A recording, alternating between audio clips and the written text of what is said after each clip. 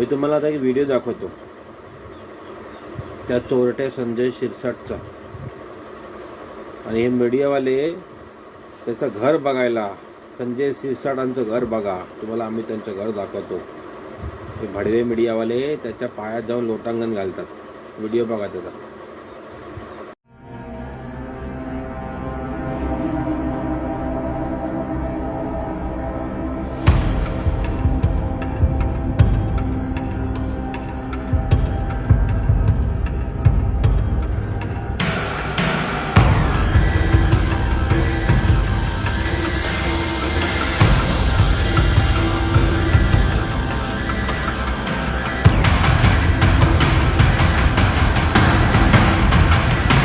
अरे मूर्खानो, एवढी मोठी बॅग जर पैशाची ठेवायची असेल तर अलमाऱ्या काय मेल्यात का? त्या काय सगळ्या काढून टाकल्यात का? काय आल्याबरोबर नोटा आहेत त्या बॅग मी अलमाऱ्यामध्ये ठोसल्या असताना, परंतु कपड्याच्या बॅगला सुद्धा यांना नोटा, यांना पैशाशिवाय काहीच दिसत नाही. एकदा एकनाथ शिंदे साहेब विमानातून खाली उतरून त्यांचे जे काही बॉडीगार्ड बॅगा घेऊन चालले होते तेही सुद्धा त्या नोटांनी भरलेल्या होते म्हणायचे. आता यांना कपडे ठेवायला काय बॅगा नाही लागत, यांना पैसे ठेवायला बॅगा लागतात. तुमच्या घरातला बिभीषण नेमका कोण आहे याचा काय शोध लागलाय का? कोणी हा व्हिडिओ काढलाय? जाऊ दे, असं होत असतात. मी गाडीत बसतो तेव्हा व्हिडिओ काढतात, कधी गाडीतून उतरताना व्हिडिओ काढतात, कार्य करतात.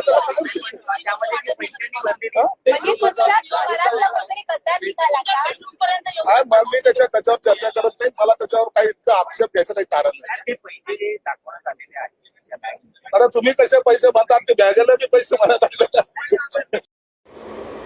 तुम्हाला एक सांगतो, ह्या घराची चर्चा अनेक होतील, परंतु हे माझं स्वप्न होतं. तुम्हाला माहिती नसेल कदाचित, पहिल्यांदा मी सांगतो तुमच्या चॅनलच्या माध्यमातून. माझ्या वडिलांनी ह्या मुंबईमध्ये, हेच मीडियावाले लाचारगिरी करायला, गेल्या वर्षी त्याने मुंबईत घर घेतलं. त्या घराची किंमत काय, घर कसं दिसतं 75व्या मजल्यावरनं, चाळीतून बिल्डिंगमध्ये कसा आला, एवढे कोटींची प्रॉपर्टी त्याच्याकडे कशी आली, हे प्रश्न विचारायचे सोडून तुमचं घर कसं आहे, तुमचं संडास कसं आहे, तुमचं बाथरूम कसं आहे, तुम्ही हागायला कुठे बसता, मुतायला कुठे बसता, कुठे जाता संजय शिरसाट. या लाज वाटत नाही या एबीपी माझावाल्यांना जरा पण लाज? लोटांगण घाला ना त्याच्या पायात, लोटांगण. त्याच्या घरची धुनी भांडी करा, तेवढंच राहिलं आहे.